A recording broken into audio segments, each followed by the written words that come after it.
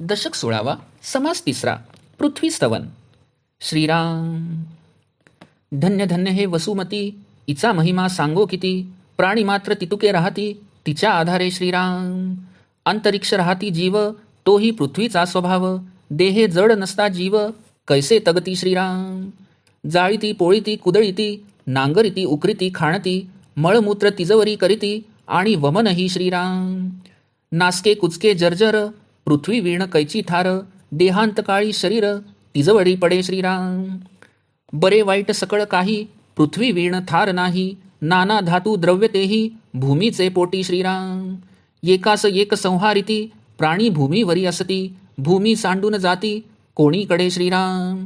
गड कोठ पुरे पट्टणे, नाना देश कळती अटणे. देव दानव मानव राहणे, पृथ्वीवरी श्रीराम. नाना रत्ने हिरे परीस, नाना धातू द्रव्यांश. गुप्त प्रकट कराव्यास, पृथ्वी वीण नाही श्रीराम.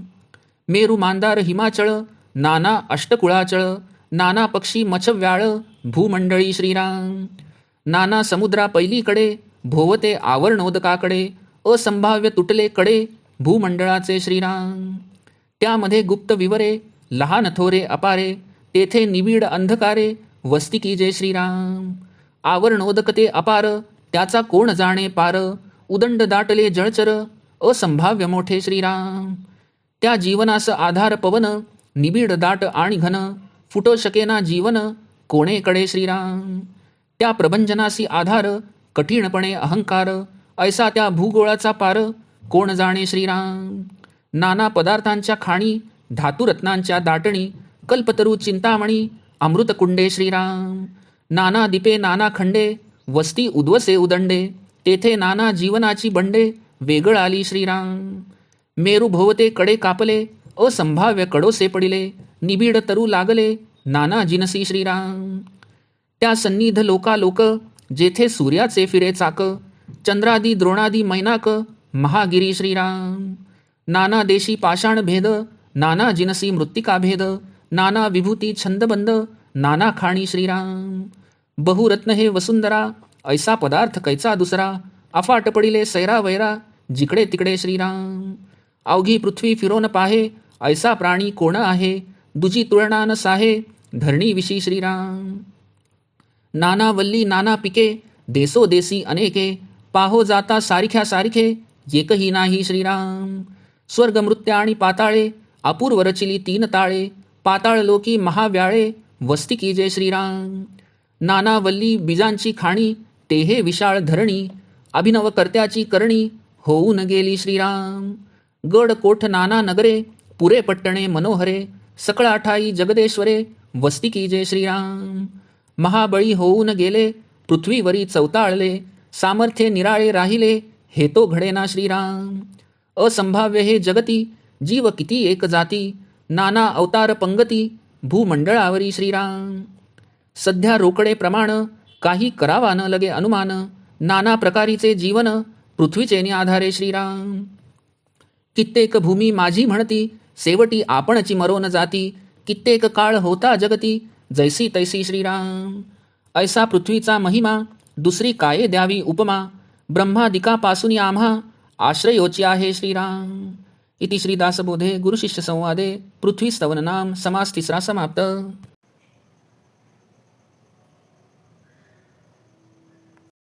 दशक 16वा, समास 3. पृथ्वी स्तवन. श्रीराम. ही पृथ्वी खरोखरच धन्य धन्य आहे. तिचा महिमा किती वर्णन करावा. जितके म्हणून प्राणी मात्र आहेत, ते पृथ्वीच्या आधारानेच राहतात. आकाशात राहणारे जीव यांनाही पृथ्वीचाच आधार असतो, म्हणजे त्यांचे देह पृथ्वी तत्वाचेच असतात. जड पृथ्वी तत्वाचे देह नसतील तर जीव तगून कसे राहतील. पृथ्वीला लोक जाळतात, पोळतात, कुदळीने खणतात, नांगरतात, उकरतात, खणून काढतात. तिच्यावर मलमूत्र करतात, ओकतात. नासके कुचके जीर्ण पदार्थ यांना पृथ्वीशिवाय थारा कुठे आहे.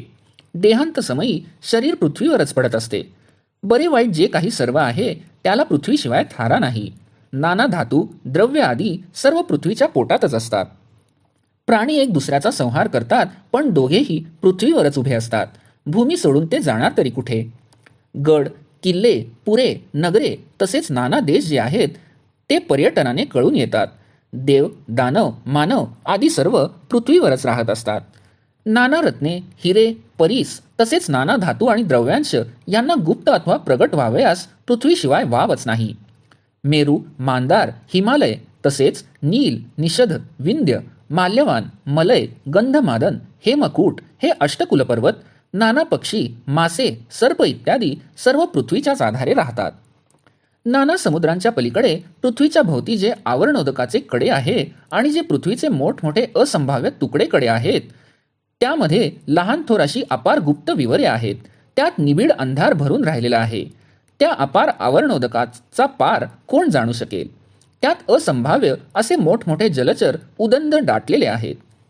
त्या जीवनाला वायू हा आधार असून तो वायू निबिड घनदाट आहे, म्हणून ते पाणी कोणीकडेही फुटून वाहून जाऊ शकत नाही. त्या प्रभंजनाला, वायूला अज्ञानरूपी काठिण्याने अहंकाराचा आधार असतो. अशा त्या भूगोलाचा पार कोण बरे जाणू शकेल? पृथ्वीवरच नाना पदार्थांच्या खाणी आहेत, तसेच नाना धातू, रत्ने ह्यांच्या खाणींचीही दाटी झालेली आहे. कल्पतरू, अमृतकुंडे, चिंतामणी ही पृथ्वीवरच आहेत. या पृथ्वीवर नाना बेटे आहेत, नाना खंडे आहेत, तसेच उदंड ओसाड प्रदेशही आहेत आणि जेथे नाना प्रकारच्या प्राण्यांचे वेगवेगळे समुदाय आहेत अशी स्थानेही आहेत. मेरूभोवती कापलेले कडे आहेत, त्यातून असंभाव्य कवळसे अथवा डोंगरांच्या पडलेल्या छायाकृती आहेत. त्यात नाना प्रकारचे निबिड वृक्ष उगवलेले आहेत. त्याच्याजवळ लोकालोक पर्वत असून तेथे सूर्याचे चक्र फिरत असते. याशिवाय चंद्रादी, द्रोणादी, मैनाक व इतरही मोठमोठे पर्वत या पृथ्वीवरच आहेत. या पृथ्वीवर नाना देश आहेत.